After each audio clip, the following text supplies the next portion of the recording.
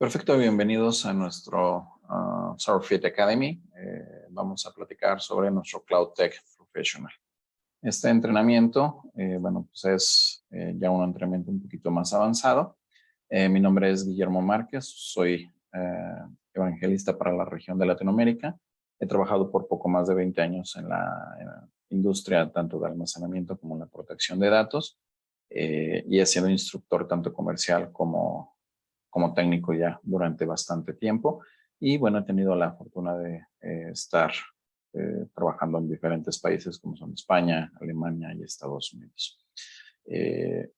La idea de esta sesión es una duración de la clase, será aproximadamente entre 3 horas aproximadamente. Y vamos a tener una serie de pausas y en este caso no habrá necesidad de hacer pausa para el almuerzo. Y también recuerden que al final de la sesión nosotros compartiremos los materiales del curso. En este caso no hay laboratorios, sin embargo, si ustedes quieren utilizar sus propios recursos para ir haciendo al mismo tiempo que vamos mostrando las cosas, ustedes pueden sin ningún problema ir siguiendo los pasos. Y recuerden que al final, cuando ustedes van a presentar el examen, también pueden hacer una evaluación de cómo fue el curso. Y recuerden también el examen en línea, que ahorita daremos sus características. Y recuerden que tenemos más cursos, además de los técnicos, tenemos otros tipos de cursos que les pueden ayudar mucho en nuestra plataforma de LMS. Recuerden, la etiqueta general esto es un Zoom, es un webinar, por lo cual estarán todos en mute. Y también algo muy importante es utilicen, por favor, el campo de Q&A, de Question and Answers, para hacer cualquier tipo de pregunta. A través del chat, por favor, notifíquenme cualquier problema de audio o de video. Y en el caso de que se desconecte el Zoom, por favor, traten de reconectarse. En caso de que haya un problema total que nos cause la interrupción total del curso, esperen ver una notificación en el correo electrónico para saber que estén utilizando. ¿Ok?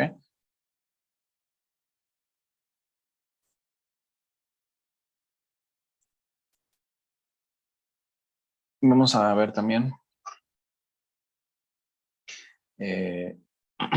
Vamos a ver también aquí.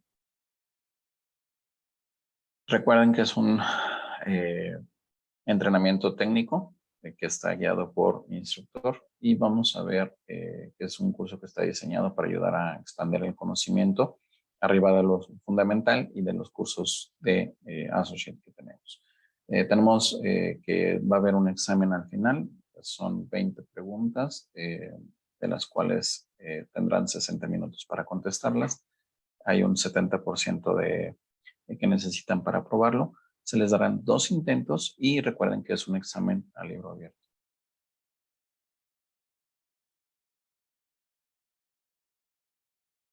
Todas las personas que requieran expandir su conocimiento de los cursos previos y que quieran utilizar y quieran hacer mucho más, quieran ser más autosuficientes utilizando Chronic Protect, que puedan ver diferentes escenarios para asistir a los clientes y obviamente clientes que, nuestros partners que son Gold o Platinum requieren forzosamente de este curso.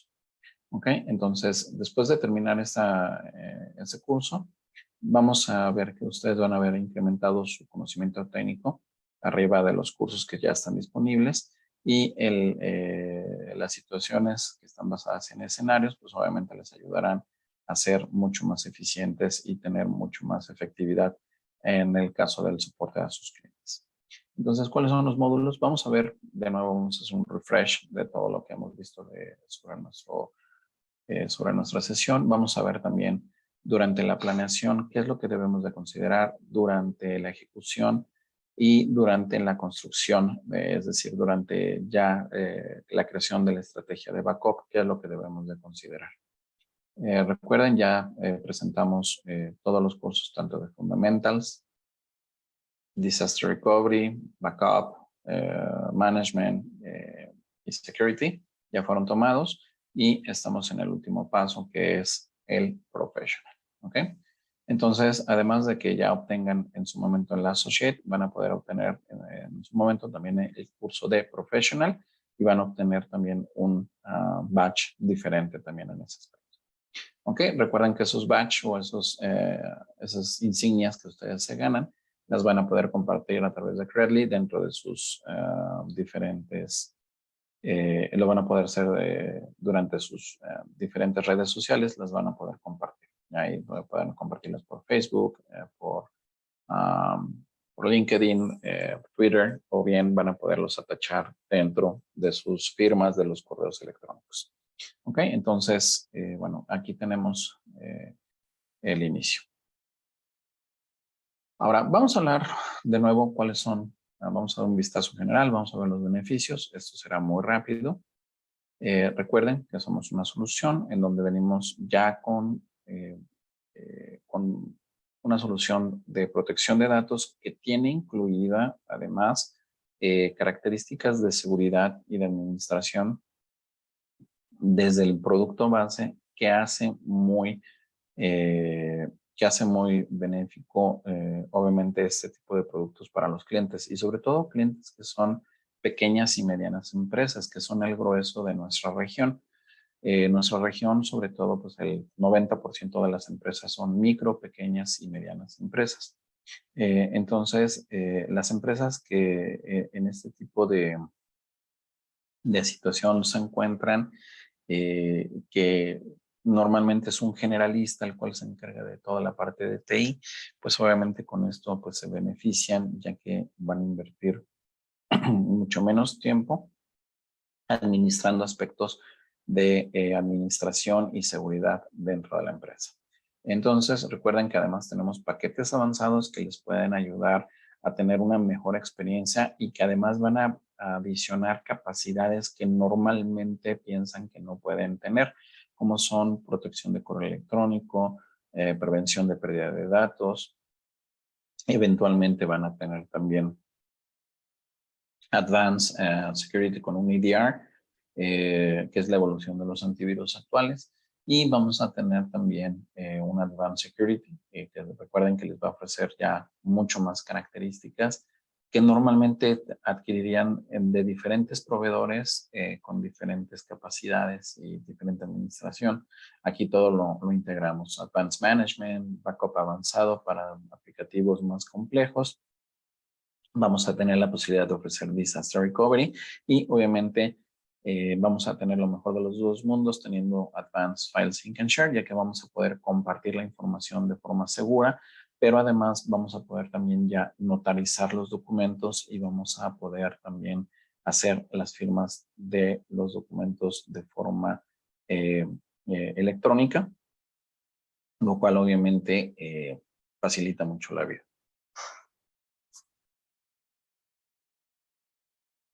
Vamos a ver la etapa de planeación. Dentro de la etapa de la planeación vamos a platicar de diferentes cuestiones. Entre ellas vamos a platicar de las consideraciones durante la instalación.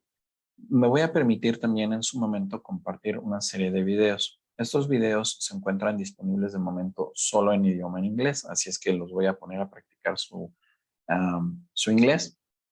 Vamos a ver estas consideraciones. Vamos a ver también cómo se hacen los grupos dinámicos. Vamos a ver algunas integraciones con herramientas de management remoto, así como también de herramientas de integración. Vamos a ver cómo se importan y cómo se exportan los planes. Y vamos a hacer también, por ejemplo, cómo podemos nosotros, cómo hacemos los settings tanto de la parte de correo electrónico, así como qué tipo de notificaciones son las que queremos recibir. ¿Ok? Entonces, bueno, vamos a comenzar con la primera parte del módulo. Vamos a ver otras consideraciones para la parte de backup. Vamos a ver, por ejemplo, la parte de evaluación de vulnerabilidades y parcheo. Vamos a hablar un poco de Disaster Recovery. Y vamos a hablar en overall de la parte de seguridad. ¿Ok? Entonces, bueno, vamos rápidamente a ver las consideraciones de instalaciones. Número 1. Hay algunos agentes que ocupan cierta cantidad de espacio y que requieren cierta cantidad de espacio libre, obviamente para que puedan trabajar de forma correcta. La primera de ellas es en este caso, por ejemplo, este es un ejemplo nada más, es en el caso de Exchange. En el caso de Exchange, por ejemplo, necesitamos ver si tenemos espacio suficiente para poder hacer el backup. El espacio que se recomienda es al menos el 15%, vean bien, el 15% del tamaño de la base de datos más grande que tengan de Exchange. Entonces, hay algunos que tienen 2 o 3 instancias de las bases de datos de Exchange corriendo y se necesitan, obviamente, ese espacio libre. Cuando estamos tratando de hacer recuperación, se ocupa ese espacio libre. Entonces, por ejemplo, si tienen una base de datos de 1 tera, por ejemplo, de Exchange, al menos necesitan 150 gigas libres para poder hacer la restauración de forma correcta. Otras consideraciones es que, por ejemplo, siempre recuerden que es muy eficiente el agente. El agente utiliza apenas 1 gigabyte por cada terabyte de información que va a procesar. En realidad, no consume mucha memoria. Esto obviamente va a consumir memoria, pero depende y va a variar dependiendo del tipo de datos, de la cantidad de datos que son procesados por cada agente.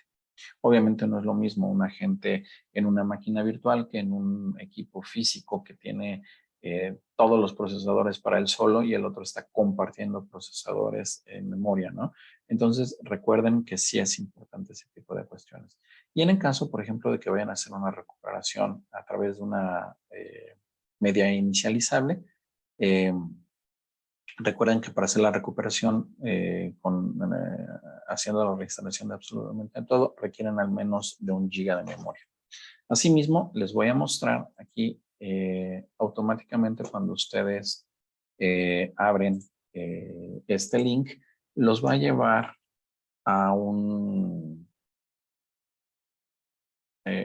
a este link en donde ustedes van a poder ver los requisitos de cada agente. Estoy copiando dentro del chat. Estoy copiando dentro del chat el link en donde ustedes van a poder revisar precisamente esto. ¿Cuáles son los requisitos del sistema para agentes, no? Entonces les dicen, en el caso, cuánto es el disco duro que utilizan. Por ejemplo, si se dan cuenta, el agente para Windows y Oracle juntos son 2.2 gigas. En el caso del agente de Oracle y agente para Linux, son 2 gigas, el agente de MySQL, de MariaDB y agente para Linux, 2 gigas. En fin, si se dan cuenta,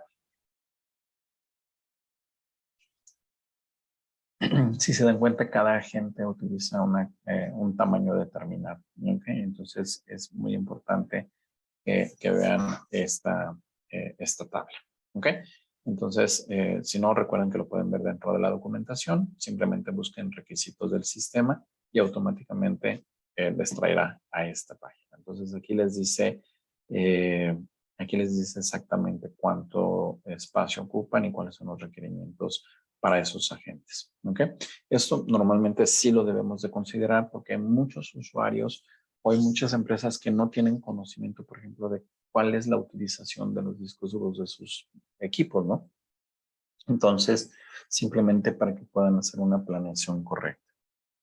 Entonces, una vez dicho esto, vamos a pasar al siguiente punto, que es, hay varias formas en las que se puede hacer la instalación. Se puede hacer la instalación a través de la web, el cual descarga un agente que son aproximadamente 15 megas y lo que hace es que simplemente hace la conectividad y baja todos los instalables. Vamos a tener aquí también para almacenar los programas de forma local. Recuerden que ustedes también tienen la opción para hacer la descarga de los agentes directamente. Pueden usar también tanto las versiones como de 32 como de 64 bits y les va a habilitar toda la lista de componentes que se pueden instalar. Los paquetes también se habilitan en las instalaciones desatendidas, es decir, cuando ustedes van a hacer una instalación masiva. Recuerden que siempre van a requerir internet. Recuerden que es una solución que es en la nube, ¿ok? Está en la nube. Obviamente, y por lo tanto, necesitamos forzosamente internet y también obviamente requiere que esté instalado Microsoft Visual C++ 2017 de forma distribuible y estar seguro de que hagan reinicialicen el equipo. Es recomendado. No te lo pides, pero se recomienda que se reinicie el equipo. ¿Ok? Entonces, simplemente recuerden que es una buena práctica. Sin embargo, no es obligatorio. Yo en lo personal nunca he tenido un problema por no reiniciar el equipo cuando instalo la gente. Todo empieza a funcionar de forma inmediata prácticamente. Pero bueno, es una buena práctica que nos da. Vamos a ver cuáles son las consideraciones de firewall. Aquí, en este caso en particular, sí me gustaría mencionarles, también que hay una página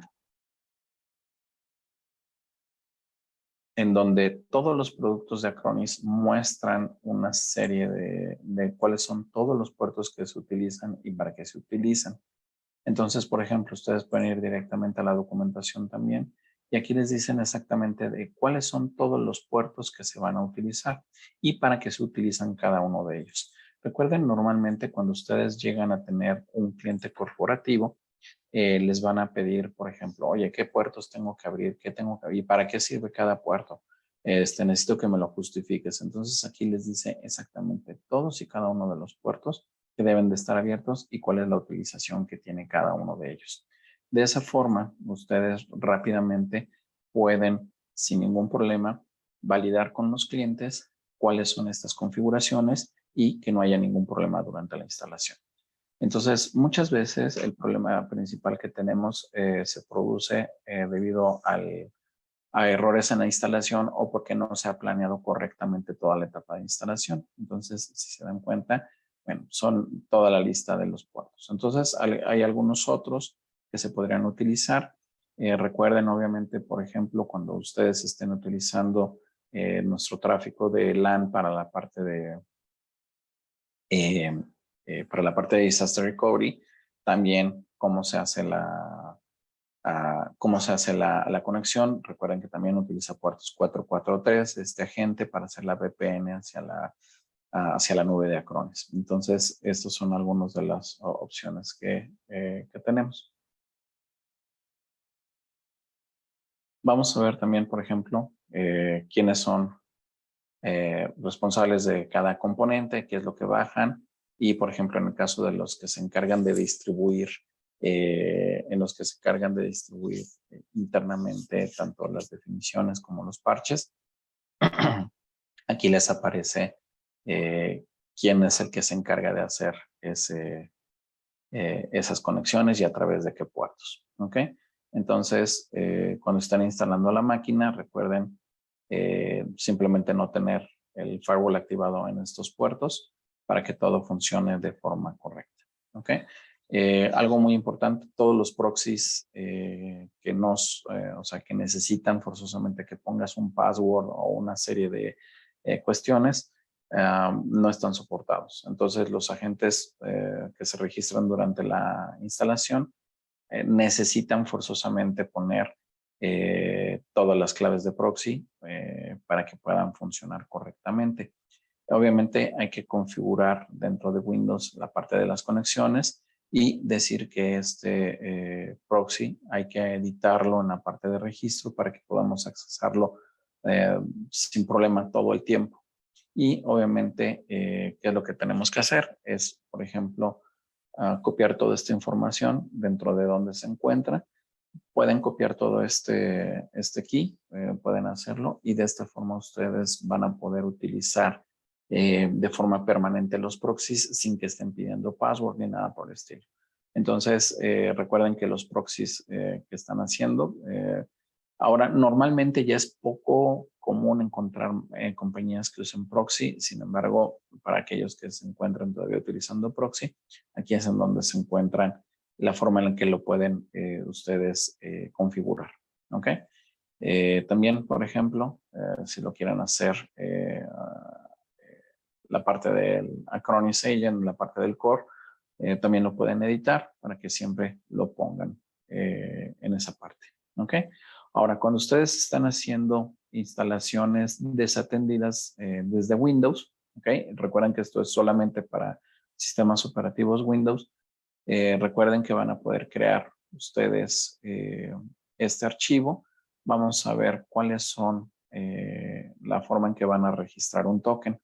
La forma en que se registra el token, necesitan hacerlo de esta forma para que sea más sencillo para ustedes, sin que tengan que exponer su contraseña o tengan que exponer sus usuarios. Entonces, ustedes pueden determinar cuál es el tiempo de vida de este token durante el que van a estar utilizando para hacer las instalaciones, que puede ir desde 1 minuto hasta 12 meses.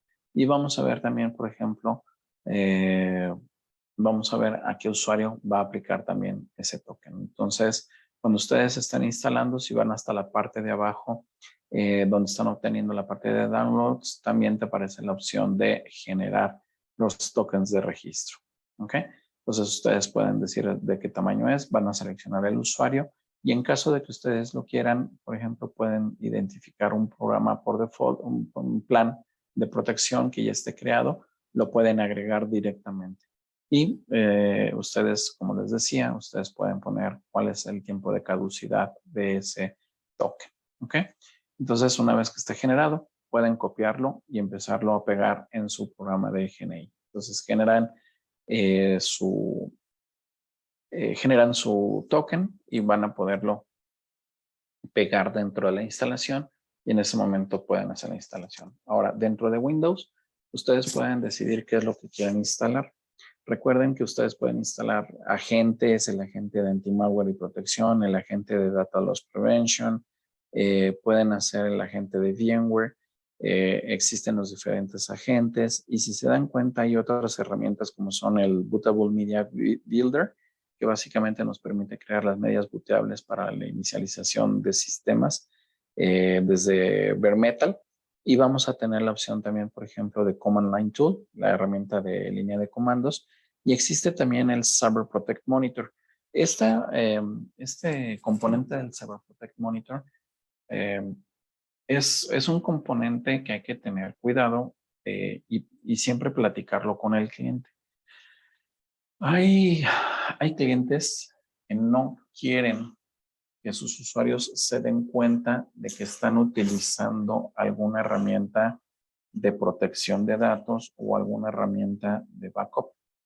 Llega a suceder que son compañías que, por ejemplo, tienen, las personas que trabajan ahí tienen cierto expertise técnico, entonces podrían estar deshabilitando o podrían tratar de estar parando los servicios o bien podrían estar tratando de o podrían aumentar el número de llamadas si tuvieran errores o si tuvieran algún tipo de cuestión en el cual pues, se les está avisando permanentemente qué es lo que está sucediendo con la plataforma. Entonces, muchas empresas deciden hacer lo que se le llama una instalación silente.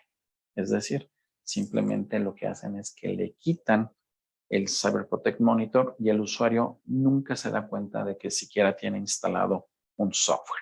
Entonces, son apenas algunos de los componentes que están dados de alta. Entonces, por ejemplo, en el caso, por ejemplo, de las instalaciones, en el caso de que ustedes vayan a instalar el agente de VMware para Windows, recuerden que siempre tienen que especificar ya sea la dirección IP, ya sea del servidor de vCenter o bien el del host de ESXi que estén utilizando, ¿ok? Al que vayan a proteger desde Windows. Entonces, eso es muy importante también que lo pongan, ¿ok? En el caso también, ustedes pueden escoger y ustedes también pueden seleccionar para qué cliente lo quieren, o sea, para qué usuario lo quieren usar. Si solamente para uno o para otro, para todos los usuarios.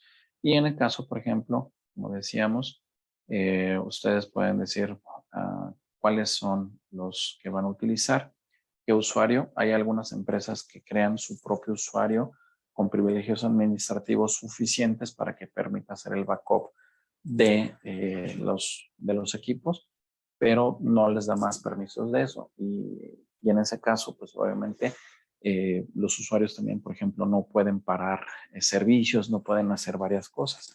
Entonces podemos usar esa parte y además también tenemos también la parte de los proxy servers, Aquí tenemos forma también de ponerlo desde el principio, en donde ponemos cuál es la IP del proxy. Vamos a poner qué puerto es el que utilizan para sacar a través del proxy. Y vamos a poder también utilizar el usuario y contraseña que se utilizan normalmente para acceder a Internet. ¿Ok? Entonces, una vez que está esto, nos hace un pequeño resumen de qué es lo que estamos instalando, si estamos ciertos de que todo lo que estamos instalando, y en ese momento comenzamos con la instalación. ¿Ok? Entonces, la forma en que ustedes lo hacen esto, pues es simplemente corren esta serie de comandos en la cual ustedes van a poner el nombre del paquete, van a poner los nombres de todo, y en este caso pues ya van a poder simplemente empezar a hacer sus instalaciones de forma remota. ¿Ok? Entonces, ustedes ponen los parámetros. Aquí ustedes pueden ir directamente a los parámetros de qué es lo que quieren instalar.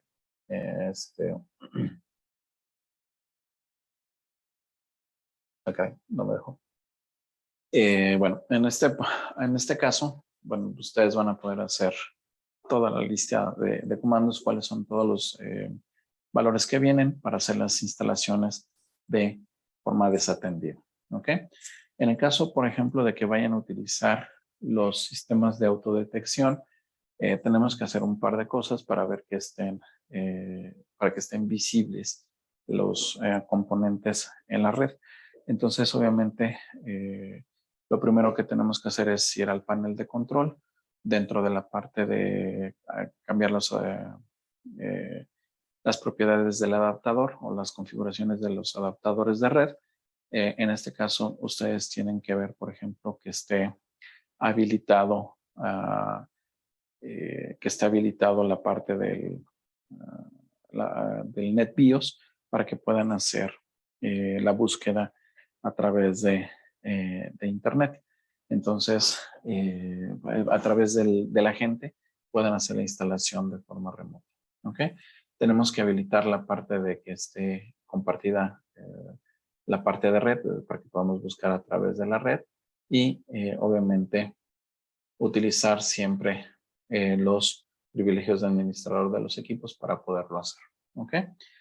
Cuando ustedes quieran desinstalar los productos, ustedes pueden remover todos los logs de configuración. ¿En qué caso quisiéramos hacer esto? Vamos a suponer que ustedes van a utilizar un nuevo tenant. Simplemente lo que van a hacer es, en lugar de estar utilizando la vieja conexión, es desinstalan, y si dejan habilitada la opción, va a borrar todos los tipos de configuración que haya tenido la gente. Instalan de nuevo y en ese momento lo que ustedes pueden hacer es que ya van a generar nuevos componentes hacia su equipo, y en este caso puede ser, en caso de que ustedes no hagan esto, podrían estar viendo que esté duplicado el agente. ¿Ok? Entonces vamos a hacer un pequeño video rápidamente aquí. Se los voy a mostrar. Voy a parar de compartir. Y bueno, una vez visto este video, bueno, la idea es que ustedes puedan siempre planear con éxito y puedan planear que puedan planear todas las acciones antes de su instalación. Si bien es muy fácil instalar y hacer rápidamente la configuración, sí es importante que hagan una planeación correcta de cómo van a hacer la implementación de la nube. La gran mayoría de los problemas que se presentan para soporte es porque no se ha hecho correctamente una planeación al momento de hacer la instalación.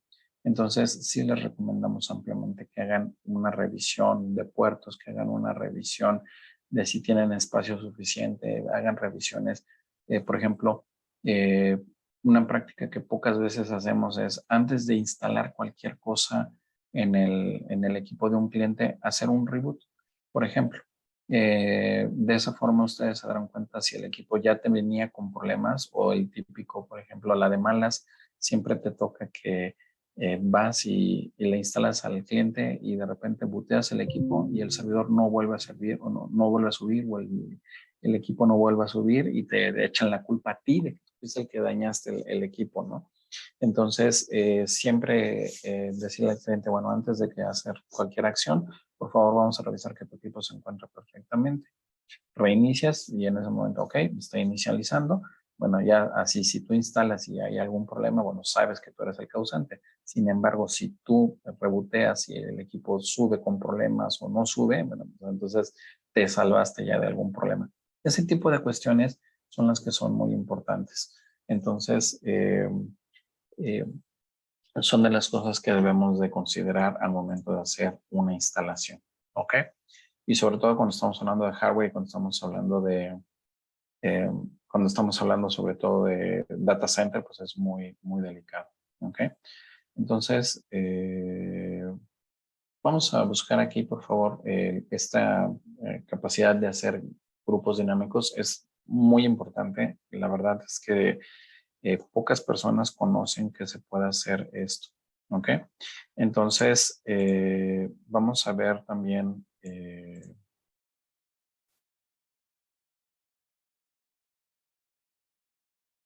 la verdad es que es muy interesante y es, por ejemplo, crear grupos basados en un criterio en particular.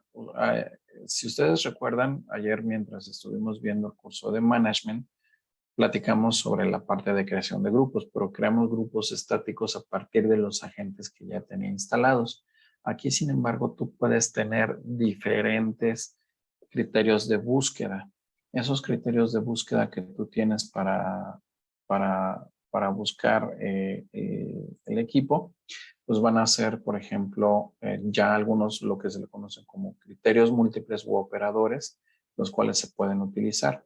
Entonces, por ejemplo, tú puedes crear uno que diga memory size mayor a 5120, es decir, cualquier equipo que tenga mayor a 5 gigas. Entonces, simplemente creas tu nuevo grupo y vas a poner todo ese nombre. Y en ese momento te va a crear, si se dan cuenta, te crea uno diferente. Te crea un folder que tiene una pequeña lupa en el centro. Eso quiere decir que es un grupo dinámico. El resto de los folders que ustedes pueden ver ahí son grupos estáticos. Entonces, aquí la gran ventaja, ¿por qué se les llama grupos dinámicos? Porque cada equipo que vaya entrando dentro de la consola, mientras cumpla con ese criterio o los criterios que tú que hayas puesto en tus diferentes folders, los va a ir metiendo a ese grupo. Entonces, por ejemplo, estos son algunos ejemplos de los criterios o de los operadores que existen. Vamos a encontrar, por ejemplo, este que dice Inside VM True. Quiere decir, por ejemplo, cualquier máquina que tenga instalado agente o cualquier máquina virtual que tenga instalado agente. Ahí te lo pone. Cualquiera que el sistema operativo se llame Windows 10 o cualquiera que sea búsqueda por un dispositivo específico, por ejemplo, dentro de los comentarios que sea máquina ejecutiva o eh, algún tipo de algún tipo de criterio de búsqueda, lo puedes hacer. O también te aparece otros criterios de búsqueda, como puede ser el tamaño de la memoria. Entonces, si tú vas aquí dentro de esta página, vamos a encontrar aquí directamente que van a poder ustedes encontrar toda la lista de los comandos que están para hacer la creación de grupos dinámicos. Entonces, por ejemplo, el nombre de los hosts en equipos, por ejemplo, si tenían algún tipo de comentario, si está dentro de un rango de IPs, por el tamaño de la memoria, por el tamaño del disco, si están corriendo una máquina virtual, por el nombre del sistema operativo, por el tipo de sistema operativo. En fin, ustedes pueden tener, si se dan cuenta, son muchos operadores y muchos comandos los que existen para los cuales ustedes pueden agregar esos grupos dinámicos. Y lo mejor del asunto es cada vez que ustedes van agregando nuevos agentes, mientras cumplan con esos criterios, automáticamente ellos se van a ir agregando a esos grupos. Entonces, la verdad es que está muy interesante. Estoy compartiendo con ustedes a partir del chat. Estoy compartiendo el, eh, estoy compartiendo el enlace para que puedan ver esto precisamente. Entonces, la verdad es que sí es muy interesante cómo se puede hacer. De hecho, ahorita vamos a hacer una pequeña demostración. Igual mi compañero Steve Reining les va a mostrar cómo se hacen los grupos dinámicos. In this video, we're going to go over creating dynamic groups. These would be machines that you can specify to be part of a particular group, and you can even have a protection plan related to that group. So for starters, we're going to go to Devices and the Machines with Agents, and we're going to click on All. I'm going to give you two examples here. Now we can do a search here for particular machines. For example, we're going to do, say, machines that have over 5 gig worth of information on them. So let's go ahead and do that. So here I would say memory size greater than 5120. I'm going to hit search. And you will see that I have 3 machines in there that I can do this with. So what I'm going to do is I'm going to say save as, and now I'm going to create a new group that's called machines over 5 gig memory.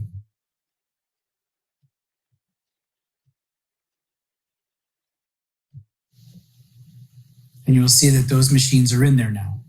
In the search field, there was some other options here that you could have done it a different way, for example, with hardware, and you could have said where memory capacity is more than in that particular example. So there are a few things that are default here for you to work with. But let's just say now you wanted to do all Windows 10 machines when they come into my environment. I want them to be in a group when they're added, and I want to be able to protect that group with a particular protection plan. So here I am with machines. I'm going to go to all, and I'm going to hit search, and I'm going to type in OS name, like %, Windows 10, %, and then with an asterisk like that. And you will see that I have all my Windows 10 machines here, like so forth. And I'm going to go ahead and hit save as. I'm going to call it my Windows 10 machines. Another thing that you can do is for particular machines, you can put comments in there. For example, in here, I put on this machine, if I go to details, you'll see in my comments, it says ransomware machine. Now that could have been executive machines or finance, whatever you put in the comment, you could put that there. If you do put things in the comments, I would restart the managed machine service on those machines to have that refresh. But in this example, we're going to go ahead and choose any machine that I put that in. So I'm going to go to all, and I'm going to hit search, and I'm going to put in comment.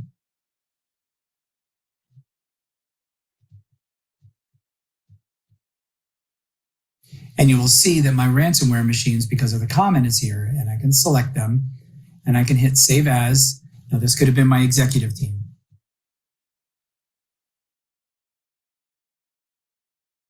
And now you will see that I have 3 groups that I created. Machines over 5 gig, all my Windows 10 machines coming in, and ransomware. Now I could go to my machines for Windows 10 and say protect group. And then I can choose what particular plan that I had before that would be for these Windows 10 machines. So anytime a Windows 10 machine is added, that particular protection plan would be applied. Thanks for watching.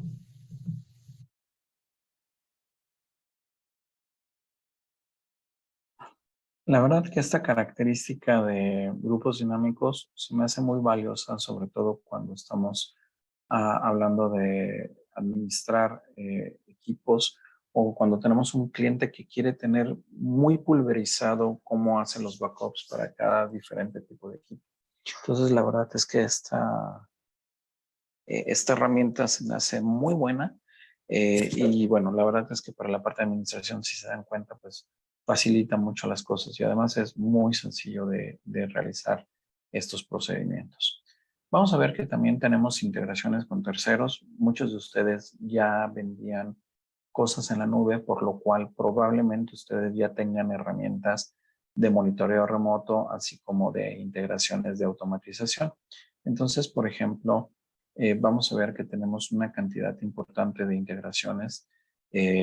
Simplemente lo que tienen que hacer es directamente ir a las integraciones en su menú como clientes y en ese momento ustedes pueden agregar un API para hacer la administración del equipo. Obviamente depende de cada integración. Pueden bajar plugins, hay algún tipo de script o hay algún tipo de creación de API la cual necesitan para hacer esa integración con el RMM y con el PSA. Entonces tenemos integraciones con diferentes herramientas como son CloudBlue, Hostbill, ADG, Manage, ConnectWise, tanto Manage como Automate. Entonces, si se dan cuenta, esos son apenas algunos de los que tenemos. Entonces, por ejemplo, si ustedes quieren ver, aquí nosotros hemos integrado una serie de videos. Hemos visto una serie de videos en YouTube, los cuales, por ejemplo, describen cómo hacer perfectamente esa... As an MSP, you have to protect and manage large amounts of workload. De cómo hacer esa integración. La verdad es que es bastante interesante cómo funciona esa parte. Entonces aquí rápidamente los lleva a esta opción. As an MSP, you have to protect and manage large amounts of workloads. To do so, you often have to juggle multiple solutions and tools, which may lead to missed alerts, unseen threats, or unperformed critical updates, putting clients at risk of permanent data loss. Additionally, you have to deal with tons of administrative and manual work, from creating tickets to updating their status and eventually closing them. What if you could get rid of the burden of manual work by automating the process of creating, synchronizing, and resolving tickets and alerts? By integrating Acronis CyberTech Cloud with CloudBlue PSA, service providers can solve their clients' cyber protection challenges faster and streamline workload monitoring and ticketing all through the CloudBlue PSA application. Acronis CyberProtect Cloud, our single-agent solution for cybersecurity, data protection, and endpoint protection management, integrates with CloudBlue PSA to make it easier than ever to keep an eye on the workloads you protect for your clients. This integration allows you to ensure your client's data is always protected and alerts you about issues as they arise directly within the CloudBlue PSA application, allowing you to resolve them immediately. In order to activate Acronis integration for CloudBlue PSA. Aunque bueno, si se dan cuenta es un video bastante largo, no lo vamos a dejar todo el tiempo. Solamente para que vean que bueno, tenemos diferentes integraciones, de CloudBlue en particular, pues les permite hacer monitoreo del equipo y además, por ejemplo, cuando reciban una alerta, automáticamente les genera también un ticket para que ustedes resuelvan el tema de soporte. Entonces, bueno, la verdad es que se convierte en una herramienta bastante interesante y sobre todo si ustedes ya las tienen en uso o ya las tienen adquiridas de una u otra forma, pues sí es importante que accedan ustedes y exploten ese tipo de herramientas. Entonces, bueno, si se dan cuenta, pues es apenas una de las tantas herramientas que tenemos.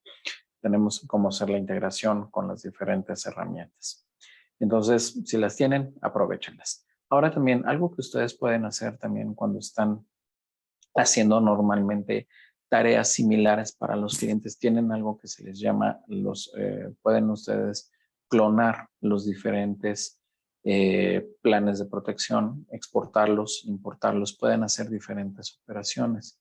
Estas operaciones, obviamente, lo que hacemos es que exportamos un archivo del tipo JSON, que lo que hacemos es que vamos a exportarlo y podemos importarlo. Entonces, por ejemplo, para clientes que tienen, ustedes que tienen tareas que son muy repetitivas o que tienen características similares, pueden ustedes importar esos planes y no tener que estar haciéndolos una y otra vez. Entonces, aquí ustedes pueden simplemente hacer las tareas, van, por ejemplo, seleccionan el plan que quieren hacer, van al plan, lo seleccionan y le van a dar la opción de importarlo o de exportarlo o de clonarlo. En este caso lo que hicieron fue la operación de exportarlo. Lo que voy a hacer es voy a ir de nuevo a los planes de protección y en ese momento tengo la opción para importarlo. Obviamente como fue exportado en el formato de JSON, simplemente lo único que tengo que hacer es importarlo. Ahora también vamos a ver que también tenemos la posibilidad de ver qué notificaciones queremos recibir y cuáles notificaciones no queremos recibir. Aquí en estos casos hay que tener mucho cuidado, sobre todo por el nivel que se necesita para poder configurar este tipo de cuestiones. Aquí en este caso lo que ustedes necesitan son dos opciones. Número uno, lo que pueden hacer a nivel del tenant de ustedes, es decir, como partners, y lo que el cliente puede, o sea, lo que el cliente puede configurar también. Entonces, es importante.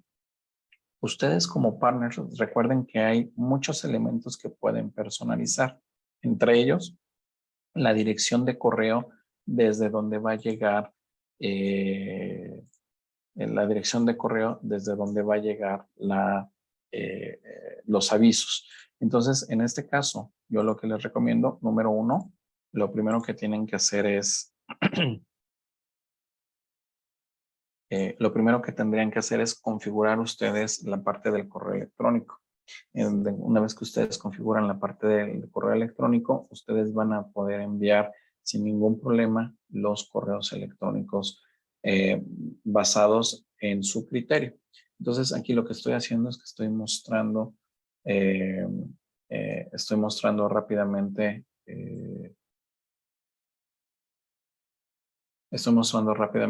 el usuario, por ejemplo. Cuando ustedes van dentro de configuración, en la parte de personalización de marca, ustedes van a tener la forma no solamente de configurar la vista de cómo se va a ver, sino que también ustedes pueden configurar el correo electrónico.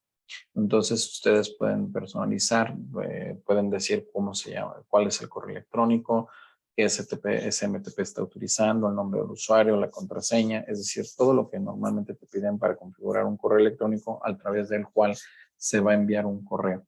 Entonces ustedes pueden configurar y personalizar esa cuenta. Obviamente no tiene que llegar desde Acronis, sino que va a llegar desde ustedes ese correo electrónico. Esa es una de las cuestiones. Ahora también el cliente también puede configurar qué es lo que quiere recibir y qué es lo que no quiere recibir. Si se dan cuenta, lo que hice fue entrar a la consola de administración de servicios y aquí les aparece directamente ese link. Entonces, ustedes, si se dan cuenta, estas son las opciones administrativas que tienen. Por ejemplo, pueden crear unidades, pueden crear toda la parte de usuarios, en fin, pueden hacer todo lo que ellos quieran hacer a partir de aquí.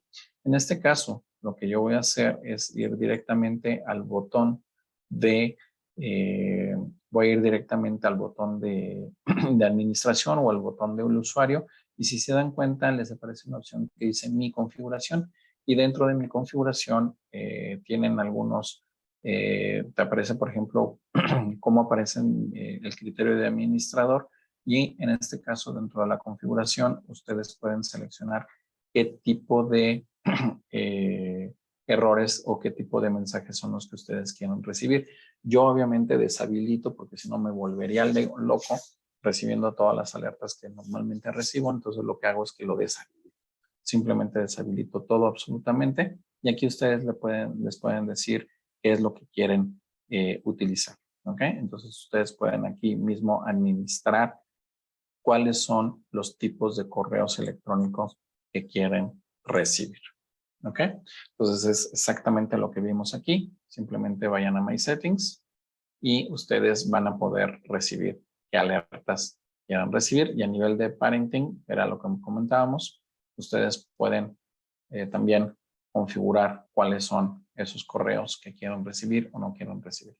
Entonces, vamos a hacer un pequeño resumen de esta sección.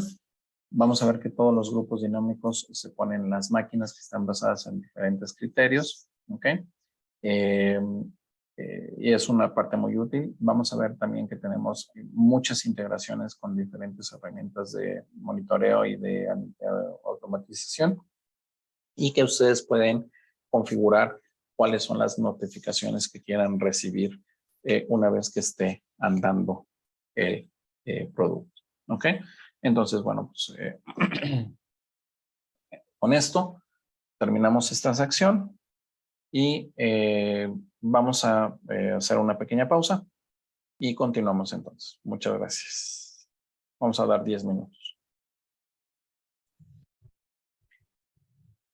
Perfecto, bienvenidos a esta sección. Vamos a platicar sobre cuáles son las consideraciones que debe de haber con respecto a la parte de backup. Entonces, estas son algunas de las consideraciones que tenemos que ver. Cuando estamos utilizando CDP o lo que es Continuous Data Protection, recuerden que esto no funciona para aplicativos. Es decir, si ustedes tienen SQL, si quieren, si piensan que pueden obtener un mejor RPO y un mejor RTO utilizando CDP sobre una base de datos, no pueden hacerlo. Simplemente no lo va a poder hacer. ¿Ok? Entonces, no está disponible para utilizarlo con aplicaciones. Otra cuestión muy importante que vamos a tener que considerar es que antes de iniciar cualquier tarea de Continuous Data Protection o de CDP, necesita haber previamente un respaldo full o un respaldo incremental. Asimismo, vamos a ver, por ejemplo, cuáles son las locaciones en donde a donde lo puedo mandar un respaldo de CDP. Puede ser a un folder local, puede ser a un folder en la red, puede ser almacenamiento en la nube o alguna locación definida por algún script. Vamos a tener también que ustedes tienen que seleccionar los archivos, las aplicaciones específicas y los folders específicos para poder ser respaldados continuamente. Eso es muy importante. Ahora, vamos a ver cómo trabaja CDP. De hecho, esto lo vimos un poquito durante el curso de backup. Recuerden, el CDP se inicia una vez que el plan es autorizado para la máquina. Mientras el CDP está corriendo, lo que va a hacer es que cualquier cosa que salga del programa, ya sea de forma automática o ya bien sea de forma, automática o bien sea de forma eh, eh, manual por parte del cliente, automáticamente va a funcionar. Y en ese momento lo que hace es que el driver en particular de CDP va a ver todos esos cambios que hubieron y le va a notificar a la gente sobre cuáles fueron los cambios al archivo. En ese momento lo que hace la gente es que automáticamente lee el archivo y verifica todo lo que haya cambiado. Y en ese momento lo que hace es que guarda automáticamente esos cambios. No guarda el archivo completo. ¿Ok? No guarda el archivo completo. Solamente va a guardar los cambios. Entonces se va a llevar algunos Ks o apenas algunos megas. También, por ejemplo, cuando estamos hablando de en el momento en que se inicia un backup regular, automáticamente el CDP se pausa. El Continuous Data Protection se va a pausar y en ese momento se va a completar el backup regular. Una vez que termina el backup, el Continuous Data Protection se inicia de nuevo. Pero en ese caso, la línea anterior de CDP se borra y comienza con un nuevo archivo de CDP. ¿Por qué? Porque en este caso, si se dan cuenta, ya tiene un nuevo backup que es completo, ya tiene el archivo completo o el incremental, pero ya tiene un backup ese archivo. Por lo tanto, comienza con una nueva línea a partir de esto. Entonces, así es como va a funcionar. También vamos a ver, por ejemplo, otra cuestión que normalmente se discute mucho es la parte del desempeño. Ustedes pueden poner el desempeño, pueden poner 3 niveles de desempeño en la parte del backup, es decir, en qué momento no se ejecutan backups y en qué momento van a dar mayor prioridad al CPU o en qué momento van a dar la prioridad de salida también en ese caso. Entonces, si ustedes se dan cuenta, ustedes dan cuáles las prioridades que dan y obviamente esto pues es una forma de hacer un tipo de quality of service de qué es lo que quieren en cuanto a la utilización de CPU y cuál es lo que quieren entre la utilización de en el momento que están utilizando más o cuánto es lo que están utilizando y cuánto es lo que quieres que utilice de salida en ese momento. Entonces, si se dan cuenta, pues es obviamente una de las formas muy rápidas de ver, por ejemplo, cómo vas a estar utilizando tu ancho de banda. Obviamente también, por ejemplo, vamos a ver, por ejemplo, ustedes en qué momento le van a dar el máximo las máximas salidas, en qué momento va a ser la prioridad más baja y en qué momento no se va a ejecutar. Ustedes también en un momento dado pueden poner la prioridad en todos los procesos. Pueden incrementar la prioridad del backup, pueden liberar algunos recursos para otros aplicativos. Recuerden que ustedes pueden poner también al proceso de backup, le pueden cambiar la prioridad. Para aquellos que de repente están teniendo, por ejemplo, problemas que dicen, es que cada vez que inicia el backup, la máquina se me alenta completamente. Entonces, ustedes pueden ir directamente y poner un proceso, al proceso le pueden poner menor cantidad le pueden poner una prioridad menor, obviamente, y en este caso, pues liberará recursos para otros tipos de aplicativos. ¿Ok?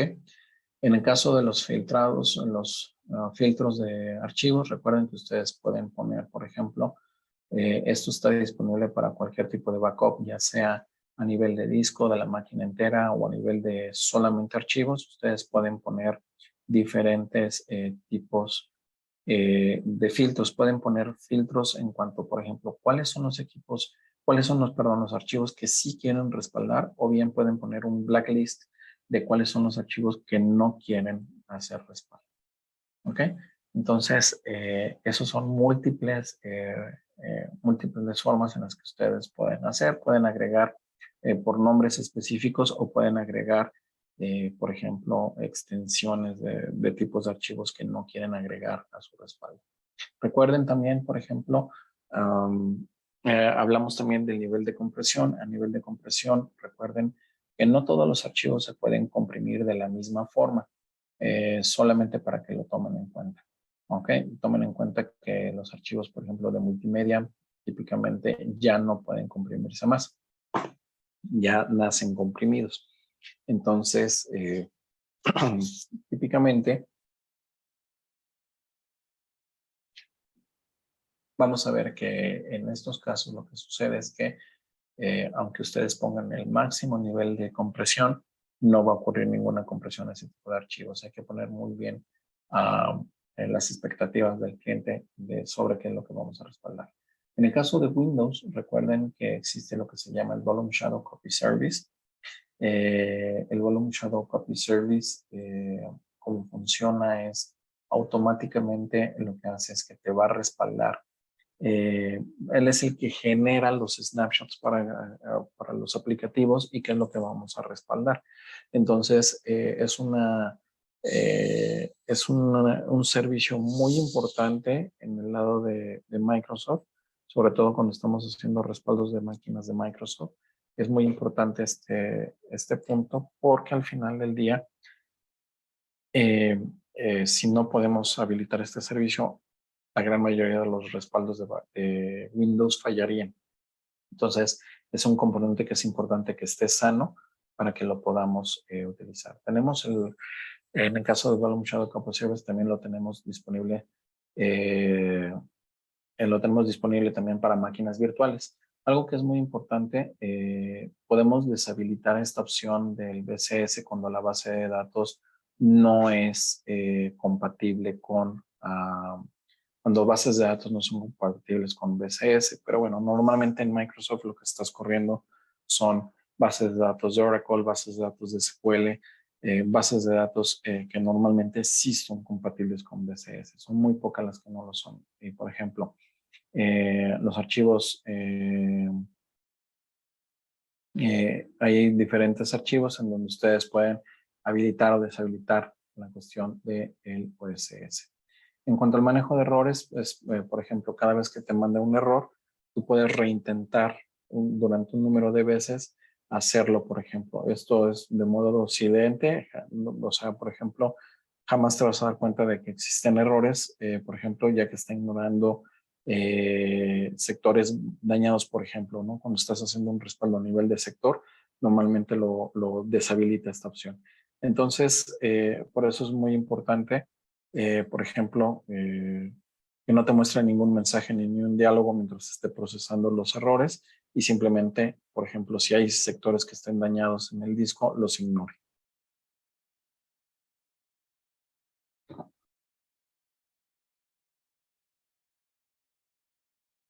¿Ok? Entonces, ustedes pueden cambiar el nombre del backup, ustedes pueden poner ustedes pueden poner los diferentes criterios, ahí aparecen cuáles son los criterios. Si quieres que te aparezca, por ejemplo, el nombre de la máquina, el ID, ahí, por ejemplo, te va a aparecer qué es lo que quieres que te aparezca. Y obviamente recuerden que el archivo que utilizamos es el formato TIBEX, que es el formato universal. No importa si estamos utilizando TrueImage, si están utilizando CyberProtect, la versión on-premise o están utilizando de la nube, siempre usamos el mismo formato de escritura. ¿Ok? Entonces ustedes pueden poner también el nombre. Entonces recuerden, CDP, ¿cómo funciona? No funciona con aplicativos. Nunca se les ocurra hacerlo en un servidor de SQL. Normalmente, o una base de datos de Oracle, o cualquier tipo de base de datos, cualquier cosa que sea muy transaccional, normalmente en lo que termina es que van a terminar estrellando el equipo. Entonces, para evitar eso, no lo hagan. Recuerden que también podemos tener ventanas de CPU y la prioridad de salida de información, y también vamos a tener también la forma de comprimir. Hay niveles de compresión. Recuerden, sin embargo, todos los archivos no se comprimen de la misma forma. No es lo mismo comprimir una imagen o comprimir un Word que comprimir un archivo de texto. Son muy diferentes. Entonces hay que tener cuidado con eso.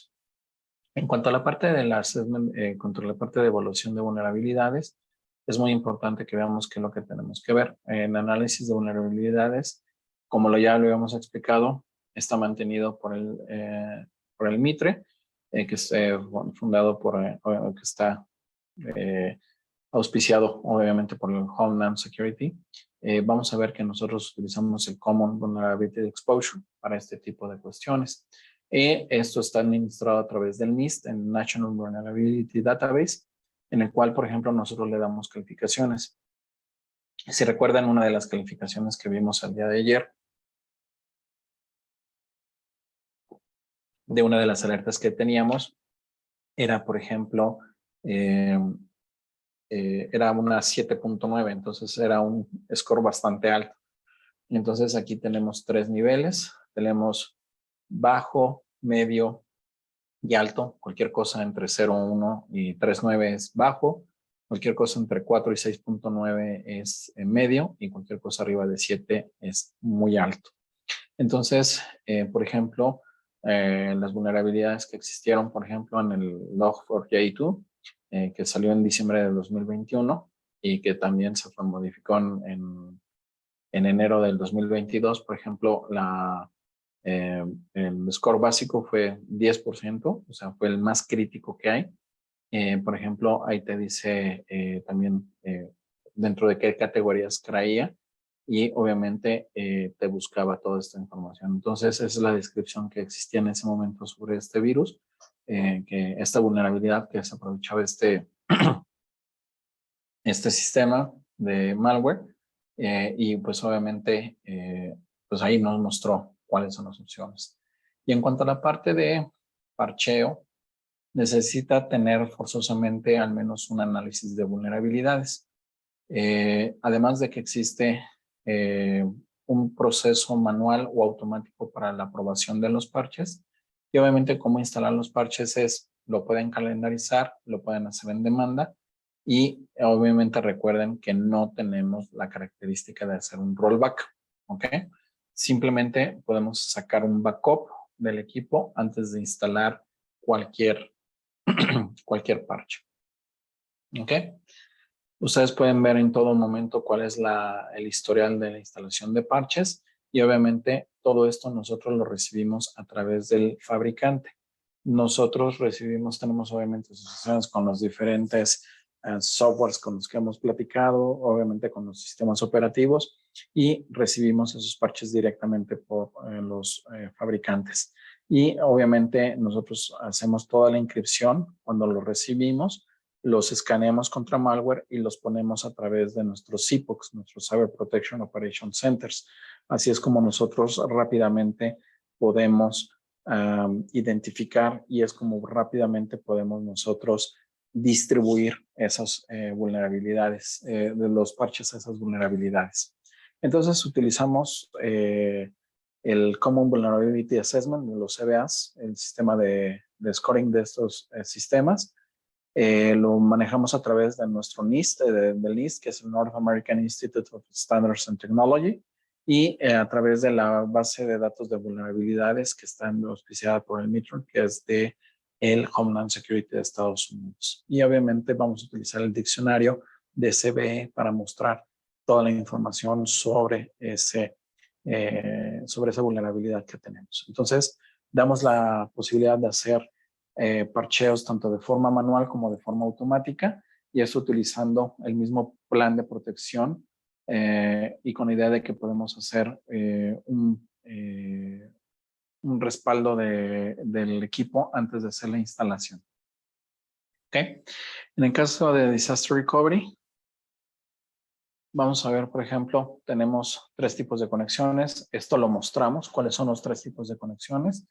Tenemos las conexiones, por ejemplo, tenemos las conexiones que son sin conexión, que es la de la nube, es decir, solo nube. Tenemos la conexión sitio a sitio utilizando OpenVPN, y tenemos una tercera forma de hacerlo, que es utilizando multisitio IPsec.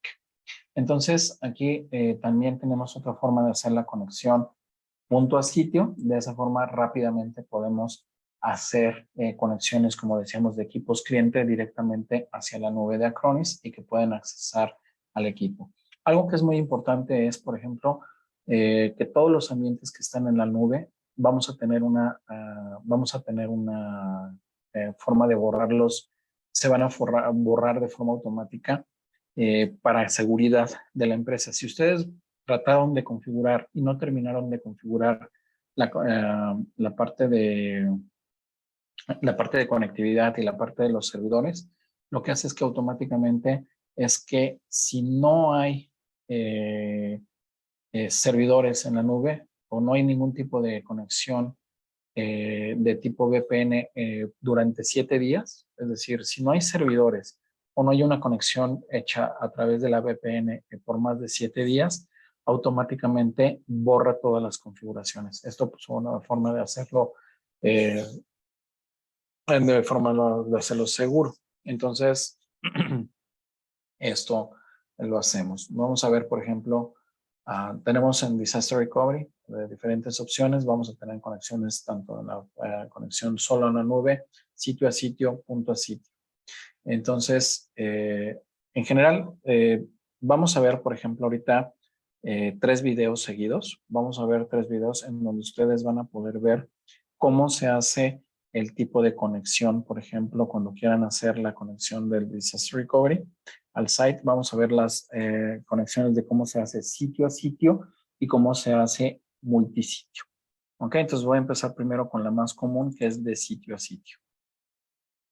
In this video, we will show you how to add site-to-site connectivity for disaster recovery. First, we will go to the Disaster Recovery tab, and you will see a few options: point-to-point, cloud-only, and site-to-site. So we will select site-to-site VPN connection and click the Deploy button.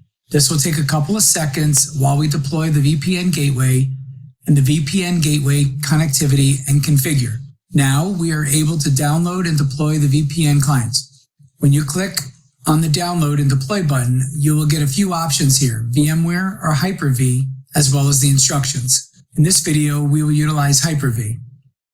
When you click on Hyper-V, you will see that it is downloading a Hyper-V virtual appliance that you will be able to install and run. So while this is downloading for this video, I've taken the liberty of going into the VPN appliance and running it from there. After installing VPN appliance, make sure you are enabling the networking facilities for it. Once completed, you will be able to start your VPN appliance by clicking the Start button. The appliance will ask you to log in. The default username and password is admin. Make sure you go to networking and make sure you have added all the networks you desire to use. Once you have completed this, you will be able to register your VPN. Under your username and password, you will enter your credentials. Once completed, you confirm and execute, and done. When returning to the console, you will see that your VPN appliance has been applied and you are online and your cloud site is online. After waiting a few seconds, you also see that your point-to-point has now been added from the network from the VPN gateway to the VPN appliance.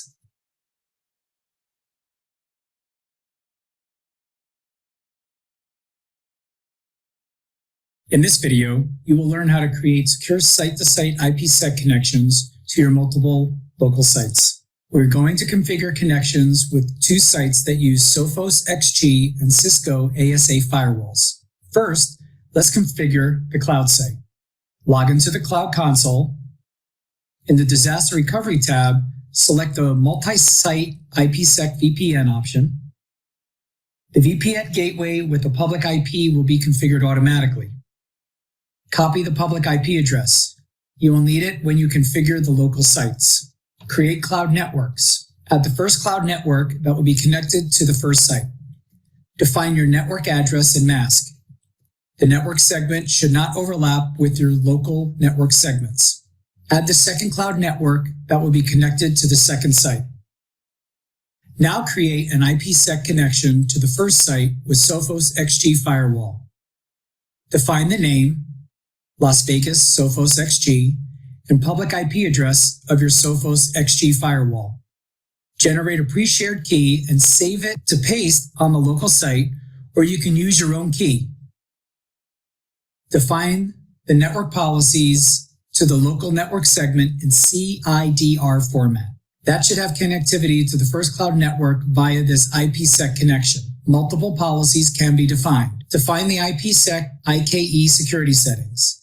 At least one of the defined security algorithms should be selected later on the local site for IKE Phase 1 and Phase 2. We recommend using the default settings.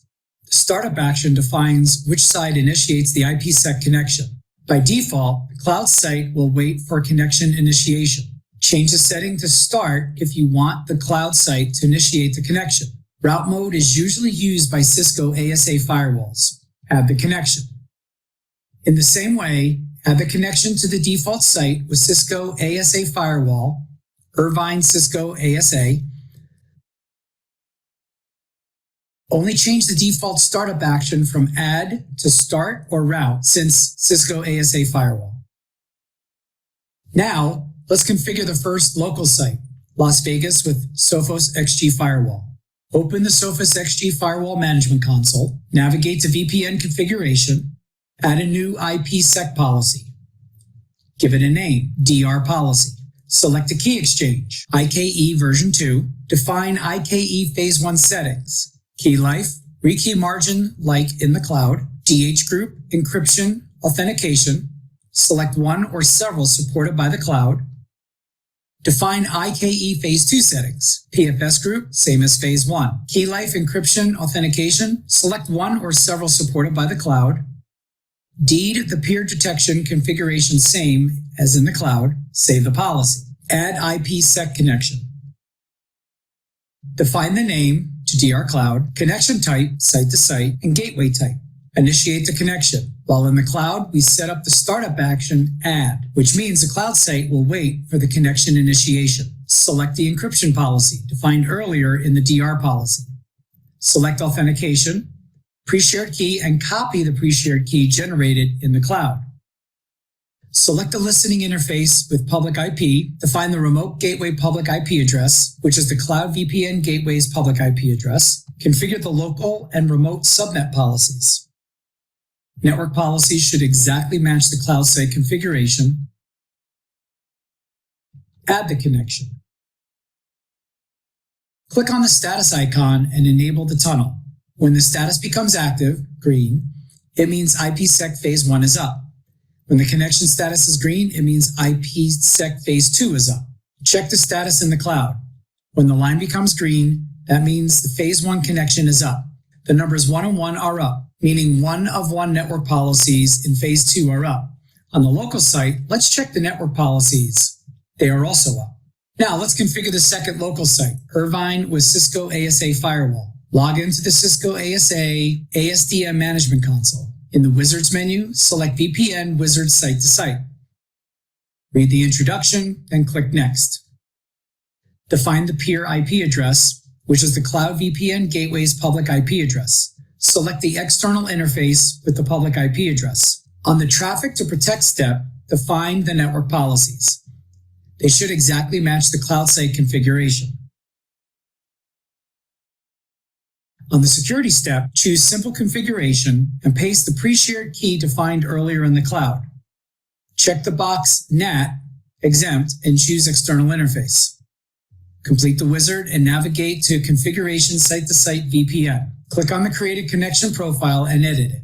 Check the group policy settings by clicking Manage. Make sure that only IKE version 2 is enabled in the tunneling protocols. Idle timeouts defines the time when the tunnel will be disconnected after a timeout when there is no traffic. In the IPsec settings, IKE version 2 settings, check the encryption algorithms.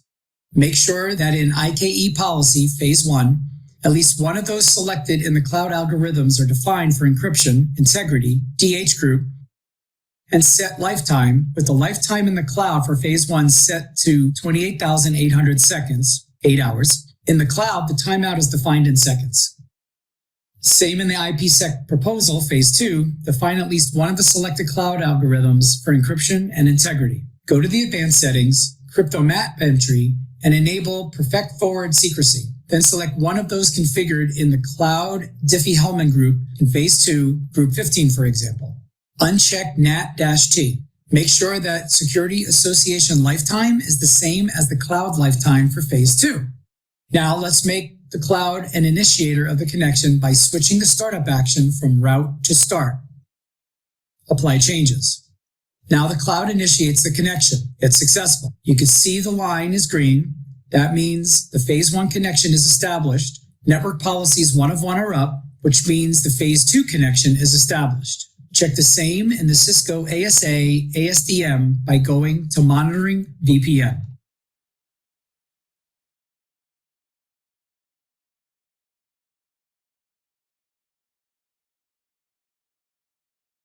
Ok, como pueden ver aquí,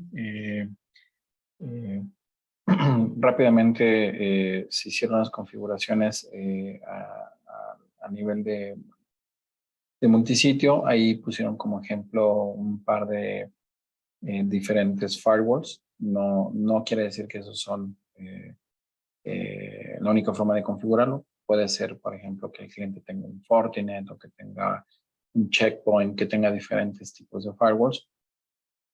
Obviamente nada más se utilizaron estos como ejemplo para que pudieran hacer la conexión. Entonces, aquí esa forma es en la que se puede hacer.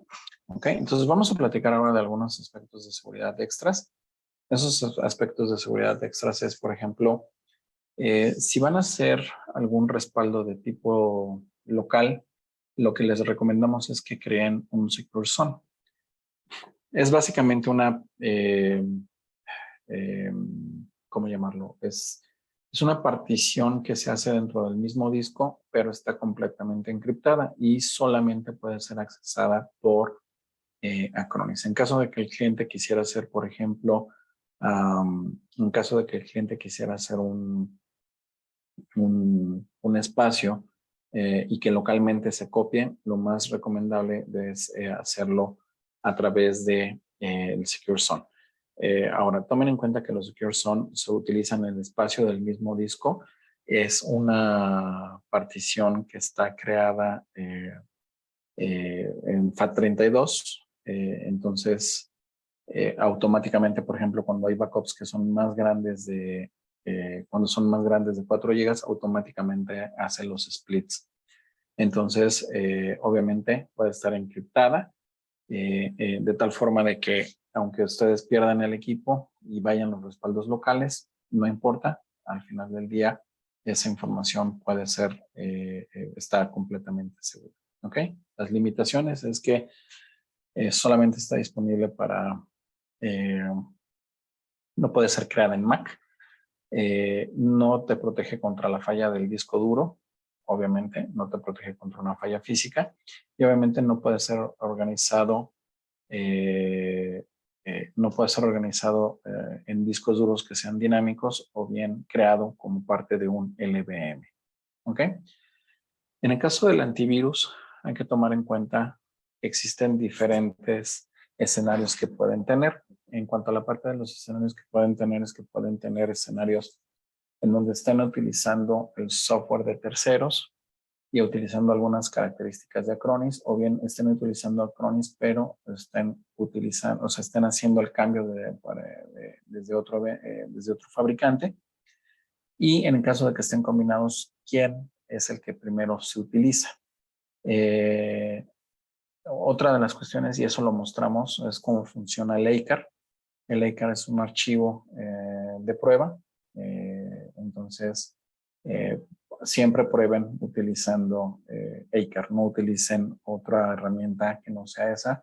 La más sencilla y es inocua completamente. Es completamente inocua, por lo cual no les va a afectar en ningún momento. Entonces, lo primero es que va a buscar es la compatibilidad, va a buscar prevenir problemas de desempeño y compatibilidad cuando está habilitado en tiempo real. Entonces, en ese caso, lo que nosotros hacemos es que automáticamente, si nosotros detectamos que hay un conflicto con otro antivirus que esté ejecutándose en ese momento, lo que hacemos en ese momento es que automáticamente se deshabilita la protección en tiempo real de nuestro lado.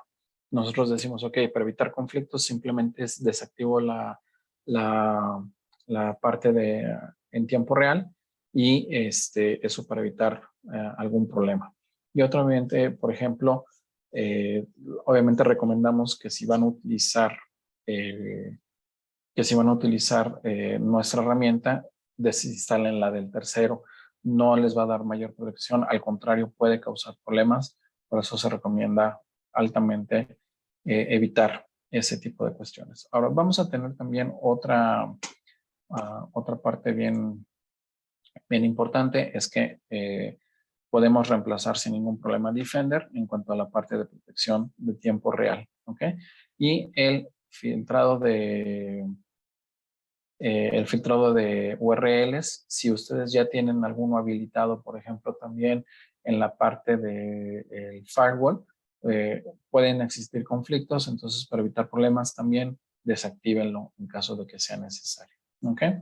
Entonces ustedes pueden crear diferentes filtros y pueden crear diferentes altitudes para esos filtros para que ustedes puedan filtrar ciertas eh, eh, puedan evitar, por ejemplo, que utilicen lo que se le llaman los rootkits, por ejemplo, que pueden tratar de ocultar su presencia. Ustedes pueden cambiar estos microfiltros para que puedan precisamente cambiarlo. Entonces nosotros aquí, ustedes pueden cambiar estos filtros para que puedan precisamente tener un mejor red de protección. Aquí están algunos de los filtros, cómo se pueden cambiar. ¿Ok? En el caso del antivirus y del anti-malware, si tienen la solución de un tercero, por ejemplo, ¿quién tiene el derecho de refusal? En este caso es corran el comando como administrador, pongan este comando ahí y en ese momento busquen por la altitud del NGScan.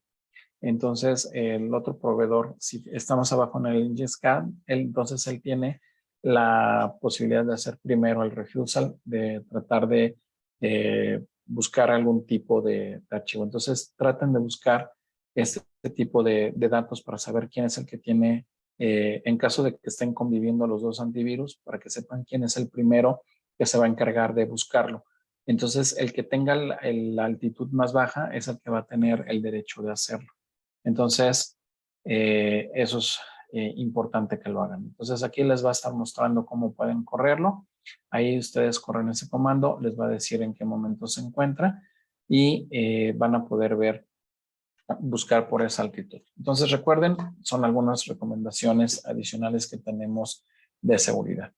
Vamos a hacer un pequeño break de 10 minutos y continuamos con la parte de durante la operación, ¿vale?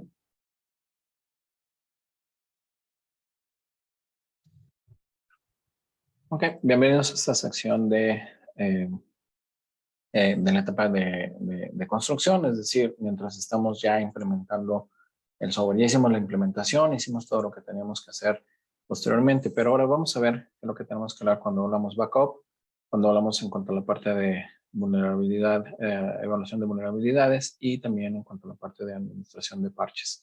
Vamos a ver cuáles son los que hacen cada servicio, vamos a ver en la recuperación de desastres y algunos detalles de seguridad. ¿Okay? En cuanto a la parte de backup, algo muy importante es, por ejemplo, cómo se hace la instalación del agente de instalar el agente desde el template de la OVF, ¿no? Entonces aquí nosotros lo podemos hacer de diferentes formas. Una de ellas es la implementación de la máquina virtual. Esta máquina virtual es un appliance que tiene asignadas 4 GB de memoria RAM y 2 virtual CPUs. Y aquí se hace la recomendación de incrementar a 8 GB de RAM y a 4 virtual CPUs cuando tienes un ancho de banda de más de 100 megas. Es decir, cuando tienes red de 1 giga, de 1 gigabit Ethernet, se recomienda que lo aumentes a 8, ¿ok? Y sí, lo que sí no importa es nunca va a ocupar más de 6 gigas de 6 gigas de espacio. Entonces, el agente que se necesita, aquí es la mejor práctica, es instalar un appliance por cada clúster de vSphere o bien uno por cada host en caso de que no haya el clúster. También es mucho más fácil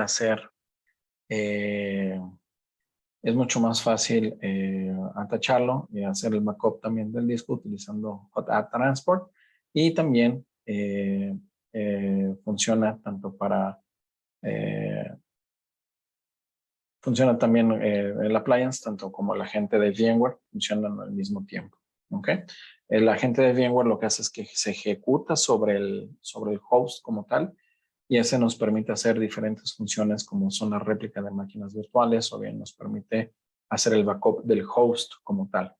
Entonces, normalmente lo que hacemos es que se conecta al mismo servidor de vCenter o se conecta a diferentes hosts de ESX.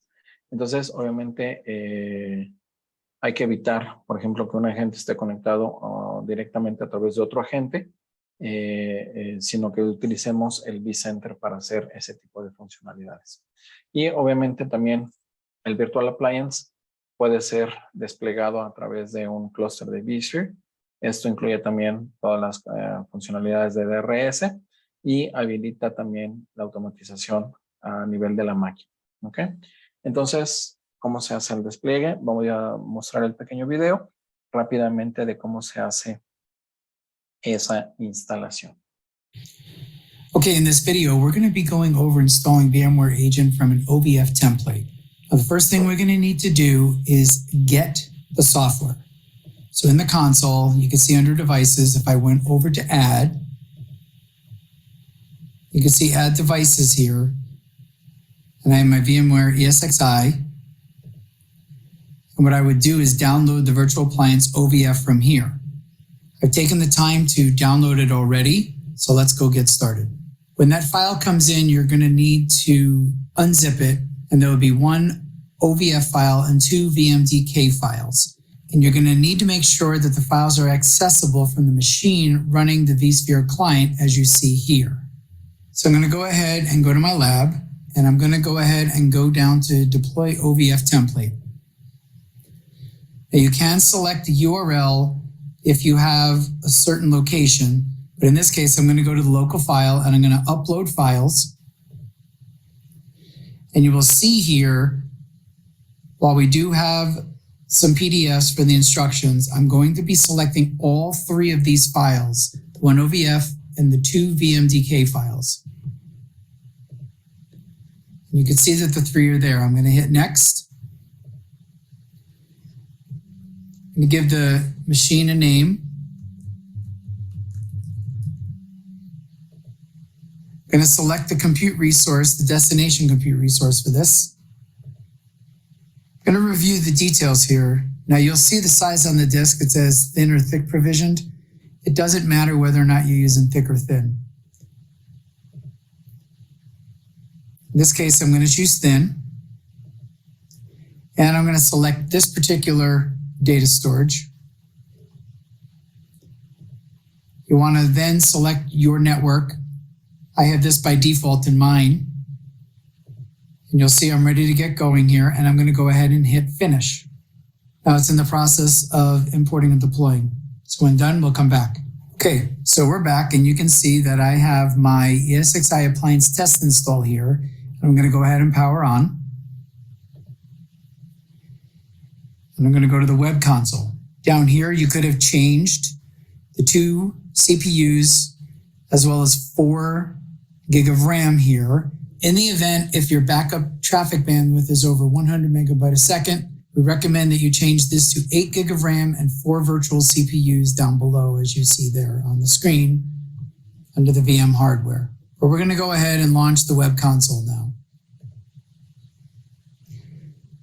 And you can see here that I can then specify the server and its access credentials here. So I would go ahead and put in my server name and IP as well as the username and password for the credentials for it. And then I would go ahead and check the connection.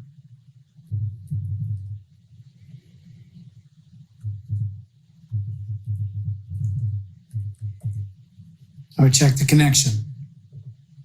You can see now that it was successful. I'm going to hit OK. I can specify the management server and the access credentials here as well. I would normally put my username and password in there.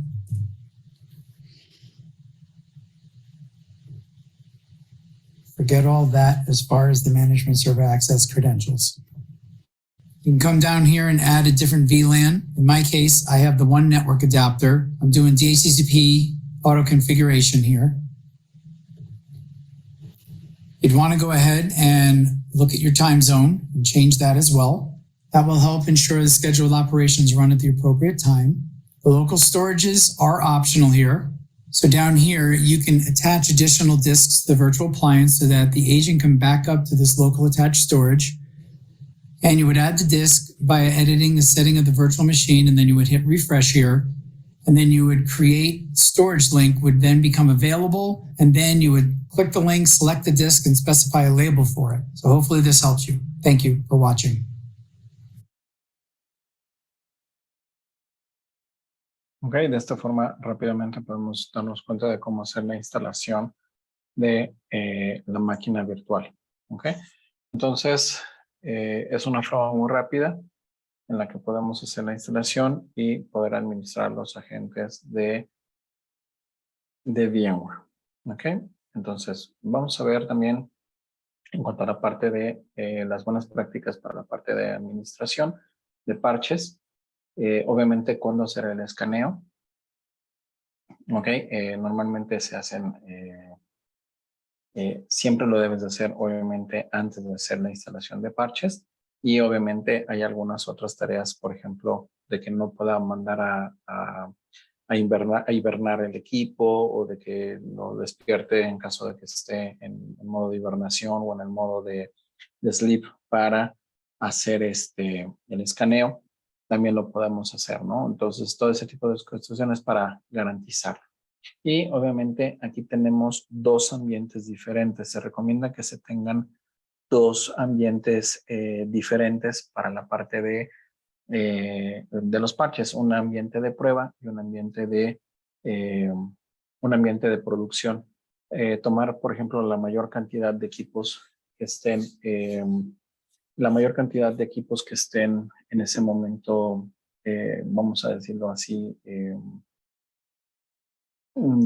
representados dentro de la compañía. Por ejemplo, si tienen 2 o 3 tipos de equipos, agarren 2 o 3 tipos de equipos para hacer ese tipo de cuestiones.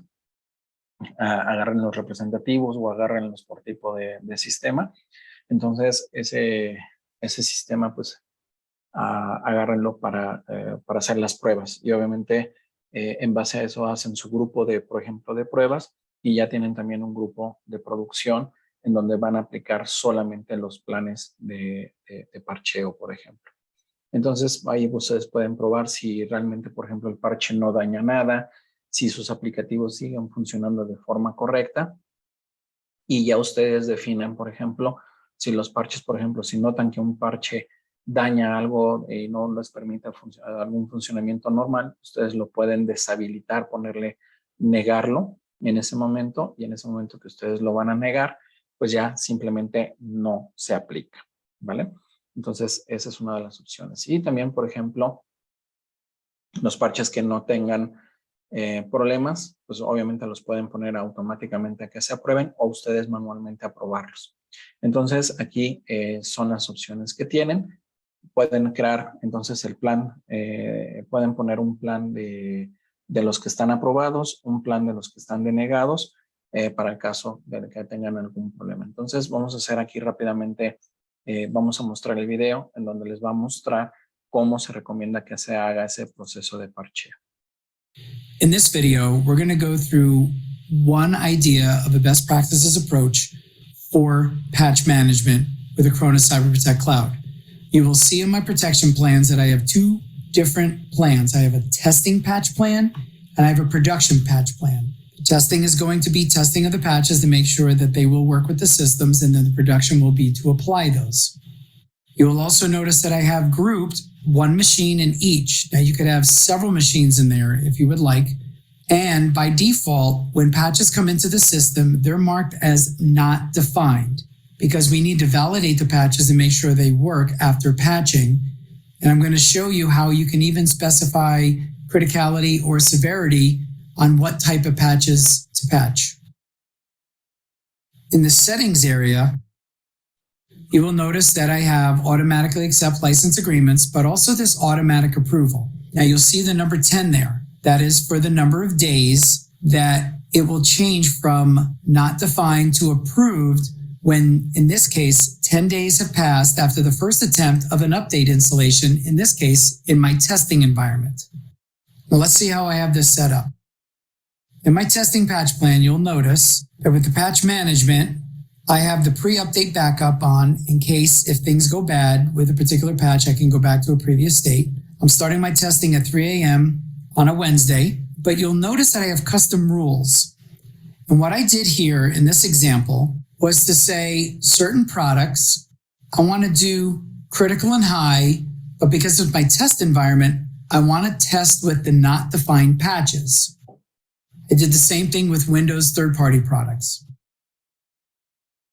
So now that I have my testing patch plan for those particular machines, in this case, it was a Server 2019 in this group, I can then go ahead and allow high and criticals to then start to be patched on Wednesday morning to see how they work. If they're good, after 10 days, they'll automatically change to approved. If they're not good and they seem to be a problem with the systems, I'm going to be going over to software management, patches. I would choose that particular patch, and over here, I would say declined because this is bad for my systems. So I would automatically mark that as declined. Now let's go back to the protection plans and go to my production systems. In this case, it was a 2019 server. You will notice that with patch management, I have the pre-update backup on in case if anything happens with the production system. I am doing this at 7 a.m. only on Saturdays. So even though on Wednesday, I am doing 3 a.m. to start this for my testing, I'm giving myself 10 full days until Saturday to do this. But I'm also saying for these particular patches for Microsoft or Windows, third-party products, I could choose everything. I could choose no categories. Or in this case, let's just say I want to do security and critical and updates. I could say only high and criticals, but you'll also notice that I said approved. These are patches that have vetted through the system from a testing environment over 10 days, me testing, and I want to have these approved. And this will start on Saturday morning for me. So as you can see, I have a testing environment, a production environment. You have to think about when you want to start doing your testing and give yourself enough time to be able to roll this out to production systems to be able to determine whether or not things are bad patches for your environment where you would mark it declined, and those patches that are not defined would move over to the approved status. Thanks for watching.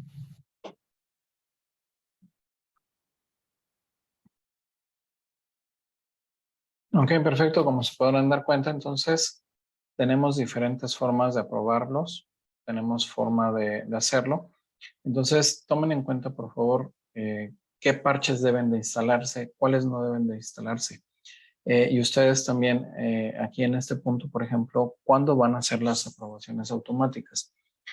Tomen en cuenta, por ejemplo, que esto sí lleva un poco de management, lleva un poco de administración, pero eso va a depender de cada ambiente, de cada cliente. Hay clientes, por ejemplo, que tienen aplicativos que funcionan con versiones específicas de cierto software, por ejemplo. Entonces, ellos son los que deben de tener cuidado de ver que no se vayan a aprobar automáticamente.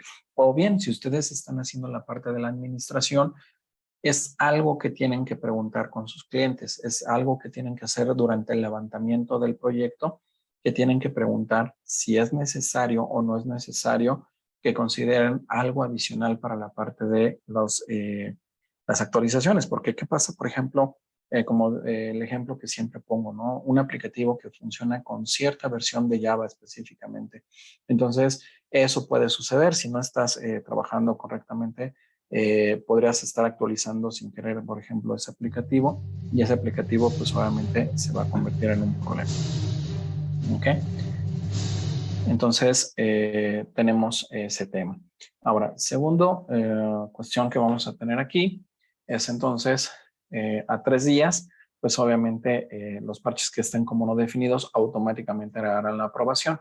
Entonces, lo que ustedes pueden hacer es, por ejemplo, los parches que en particular les preocupan, los dejan como declinados y los otros los dejan automáticamente que pasen después de 3 días a la aprobación automática. Y en el próximo ciclo, cuando se ejecute el formato o cuando se ejecute el proceso del parchado automático, en ese caso los tomará. ¿Ok? Entonces, recuerden, hay que poner la aceptación del usuario. No necesitan confirmación por parte del usuario, ya que si ustedes no lo activan automáticamente, lo que va a suceder es que van a depender de que el usuario le dé clic a la aceptación de la licencia. ¿Ok? Entonces, ¿cuándo sería bueno empezar a hacer las pruebas? ¿Cuándo sería bueno lanzar el plan de producción? ¿Ok? Entonces, todo esto va de la mano. Aquí hay hay un pequeño diagrama, diagrama de decisiones que les podría ayudar a ustedes para saber en qué momento se hace la automatización de la approval, en qué momento se hace manualmente, cuando se hace una calendarización o cuando se hace la instalación bajo demanda. Entonces, si se dan cuenta, es muy interesante lo que podemos hacer aquí. Y recuerden, tiene que haber al menos la declaración de un agente que se le conoce como un seeder o un updater. Él es el que se encarga de descargar los parches, se encarga de descargar todas las actualizaciones y de distribuirlas dentro de la plataforma. Se recomienda que haya al menos uno y también se recomienda que sea una máquina que sea suficientemente poderosa y que tenga suficiente espacio de disco para repartir eso. Entonces, por ejemplo, pueden tener un servidor que esté dedicado para eso. No, ni siquiera tiene que ser un servidor nuevo, puede ser un servidor de reuso que tienen los mismos clientes y que él sea el que se encargue de hacer esa distribución, por ejemplo. Si el cliente no tiene un servidor, obviamente buscar cuál es la máquina más poderosa dentro de la parte eh, dentro del cliente, y es la que se va a utilizar como actualización. ¿Okay? Perdón, voy a poner pausa un minutito. Necesito un minuto extra, por favor. Estoy teniendo aquí un problema técnico. Un momento, por favor.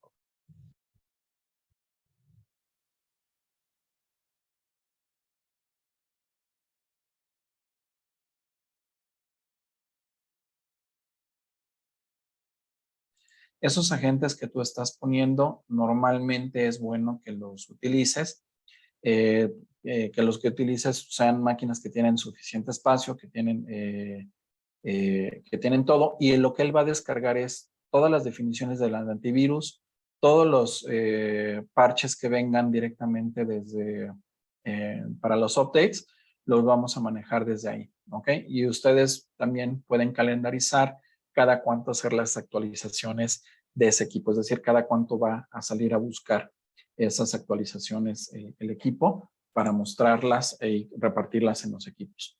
También tenemos diferentes updates. Vamos a utilizar el puerto 18.018 y los 68.88 deben de estar abiertos, tanto en públicos como privados como en el dominio.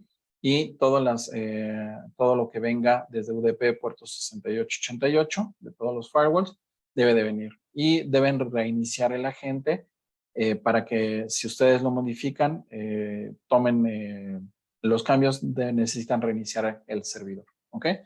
Entonces, es la forma en que ustedes rápidamente pueden seleccionar. Y aquí es en donde las rutas, tanto en los dispositivos Linux como en los Mac, como en los Windows, les va a decir en qué rutas son las que por default utiliza para hacer el caché de storage de esto. Entonces, recuerden cuando están instalando agentes, cuál es la característica de la máquina virtual de VMware. Vamos a ver también, por ejemplo, que deben de tener, se les recomienda, es la mejor práctica, que tengan dos ambientes de prueba, o sea, que tengan el de prueba y el de producción para la instalación de parches. Y recuerden que nosotros podemos ayudarles a decidir cuáles son los parches más críticos o cuáles son los que se deben de instalar lo más pronto posible. Y dentro del plan de protección, recuerden cuáles son los parches que son críticos. Recuerden también, por ejemplo, los parches que sean más importantes para ustedes deben de estar aprobados después de cierto número de días. Y recuerden que siempre debe de haber al menos un servidor o algún equipo que esté declarado como el updater o seeder para hacer todas esas funciones. ¿Ok? Vamos a tener diferentes nombres de servicios y propósitos. Vamos a ver cada uno de ellos. Vamos a ver qué es lo que hace cada uno de los servicios que tenemos en Microsoft. ¿Qué es lo que hace cada uno de ellos? Tenemos el Acronis Managed Machine Service, tenemos el Scheduler, tenemos el Active Protection, tenemos el Cyber Protection Service y tenemos el agente, el Core. Entonces, por ejemplo, el servicio de arriba, el primero, que es Acronis Managed Machine Service, lo que hace es que da toda la parte de las funcionalidades de validación, retenciones, backup, recuperación, replicaciones. El scheduler es el que se encarga, obviamente, de hacer todas las tareas que están calendarizadas. Es el que se encarga de hacerlo y en el momento del disparar en las tareas, dependiendo de cada uno de los eventos. Luego vamos a tener el Active Protection, que es el que se encarga de toda la parte de anti-ransomware y la parte de anti-cryptojacking. Vamos a tener también el Cyber Protection Service, que es el que se encarga de la parte del antivirus o del anti-malware. Y vamos a tener, por último, el Acronis Agent Core, que lo que se encarga de hacer es habilitar como tal todas las comunicaciones entre la gente y todos los componentes de administración, es decir, comunicarse con la nube para recibir todas las funciones. Entonces aquí nos dice, por ejemplo, cada uno de ellos, qué es lo que hace cada uno de los servicios, en dónde se encuentra cada uno de ellos y en dónde se encuentran los logs. Aquí es algo muy importante porque al final de cuentas, soporte les puede pedir en qué momento les puede pedir algún log o algo en particular. Entonces ya ustedes saben cuál es la ruta de cada uno de sus servicios. Y te dicen, oye, es que mira, yo pongo calendarizado la tarea, sin embargo, nunca la ejecuta a esa hora, no lo ejecuta. Tengo que hacerlo manualmente. Manualmente, si lo lanzo, sí. Entonces aquí, por ejemplo, te dicen, ok, entonces vamos a ver cuál es el servicio. Puedes reiniciarlo o bien te dice cómo regenerarlo o qué es lo que tienes que hacer. ¿Ok? En el caso también de Cyber Protection Service, también te da los logs y también te da, en el caso del Core Service, te dice, por ejemplo, que en caso de que la gente aparezca en línea o incluso después de que reiniciaste el servicio, puedes reiniciar este servicio. Puedes reiniciar el servicio y de esta forma que se vuelva a comunicar con la consola. Vamos a tener también, en cuanto a cuestiones de disaster recovery, algunas prácticas mejores, por ejemplo. Recuerden que ustedes pueden tener hasta 5 redes, esto ya lo mencionamos. No se pueden borrar ninguna de las redes si hay algún servidor que esté ocupando alguna de esas redes. Primero tienen que borrar el servidor o cambiarlo de qué red está utilizando y posteriormente van a poder utilizar otra opción. Ya van a poderlo borrar el servidor. Algo que comúnmente pasa entonces recuerden que los servidores, todas las direcciones IP deben de ser consistentes. De otra forma, les va a aparecer un símbolo de advertencia, les va a aparecer un símbolo de exclamación en donde les va a decir, por ejemplo, que la red algo no checa. Entonces te va a decir que la red que estás utilizando no va contra las IPs que estás utilizando. Entonces te advierte cuando no estás utilizando las IPs de forma correcta. Entonces hay que tomar en cuenta todo este tipo de cuestiones. Vamos a ver cuáles son las consideraciones cuando estamos haciendo conexiones site to site. Bueno, ya mostramos cuáles son las conexiones. De hecho, ya también mostramos en un video cuáles son las conexiones. Si recuerdan, el día de ayer estuvimos mostrando precisamente ya una configuración hecha y ahorita en un video nos mostró cómo hacer el paso a paso de cada una de esas conexiones. ¿Ok? Entonces, vamos a ver también, por ejemplo, la parte de los runbooks. También lo vimos ya en nuestro curso lo vimos también ya en nuestro curso de Disaster Recovery, cómo se ejecutan los runbooks. ¿Ok? Entonces, en cuanto a los aspectos de seguridad, vamos a ver cuáles son la encriptación que utilizamos. Esto, por favor, lo pueden utilizar también como información hacia sus clientes, sobre todo cuando les preguntan cuando son temas de encripción.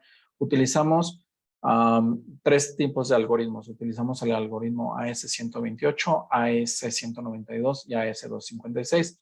El 256 es encripción de grado militar. Entonces, para que ustedes, por ejemplo, si tienen clientes de gobierno, cuerpos policíacos, el ejército, fuerza aérea, marina, policías nacionales o lo que les toque, en su momento, ustedes pueden ofrecerlo y decirles, ok, la encripción que yo hago es de grado militar. Entonces utilizamos rounds 10, 12 y 14 respectivamente, lo cual obviamente nos ayuda a encriptar tanto los backups y todavía hacerlos mucho más seguros.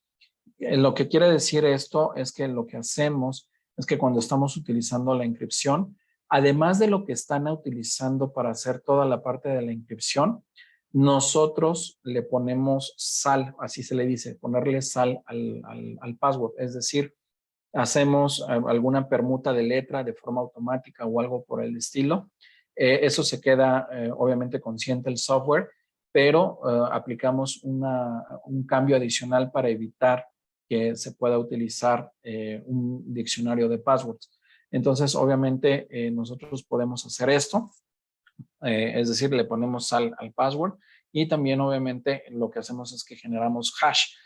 O la única forma de generar el hash es para hacer esa parte de encripción y obviamente utilizamos dos cuestiones. Utilizamos número uno, le ponemos la sal, es decir, los passwords que son normalmente muy parecidos, tratamos de ponerle un hash diferente, lo que decimos, hacemos una permuta en el hash. Y número dos, tenemos, esto obviamente nos permite evitar dos tipos de cuestiones. Algo que se le conoce como las tablas Rainbow o las que son passwords que son normalmente precalculados, o bien también tenemos otra opción que obviamente la cantidad de pruebas que tendría que hacer el hacker haría imposible prácticamente hacer brute force o utilizar un diccionario de ataques. Por eso utilizamos este tipo de técnicas. Además de que solamente te permite 10 intentos de login. Si no lo puede hacer, automáticamente después de eso te bloquea por 5 minutos y después de un periodo de 15 minutos, si lo vuelves a intentar, te manda a otros 15 minutos. Entonces, la pregunta es, aparte del password que ustedes ponen Acronis, ¿le pones sal al password? La respuesta es sí. Entonces, y algo que es muy importante, y eso fue una pregunta que nos hicieron al inicio de la semana, es que si esos passwords se almacenan en algún lado o podemos utilizar alguna de las funcionalidades para guardarlos, la respuesta es no. No lo guardamos en ningún lado, en el disco o en el backup. El hash es solamente utilizado para la verificación, pero no se guarda en ningún lado. ¿Ok? Ahora, cuando estamos hablando de que si se van a ejecutar algún tipo de herramienta de terceros, si lo están pensando en utilizar, es muy importante que manejen es importante que manejen diferentes, si lo van a utilizar, prueben antes si los sistemas entran en conflicto o no utilizan en conflicto. ¿Ok? Eso es lo que normalmente nosotros recomendamos. Entonces recuerden, cuando ustedes lo están utilizando, hay que buscar precisamente esas funcionalidades. Entonces, acuérdense que tenemos diferentes tipos de servicios, cada uno tiene su propio servicio. En la parte de Disaster Recovery podemos tener hasta 5 redes y vamos a utilizar diferentes tipos de conexiones. Pueden ser site to site, solo nube o multisitio. Recuerden que tenemos 3 algoritmos de encripción que son 128, 192 y 256. 256 es encripción de grado militar y utilizamos los rounds 10, 12 y 14 respectivamente.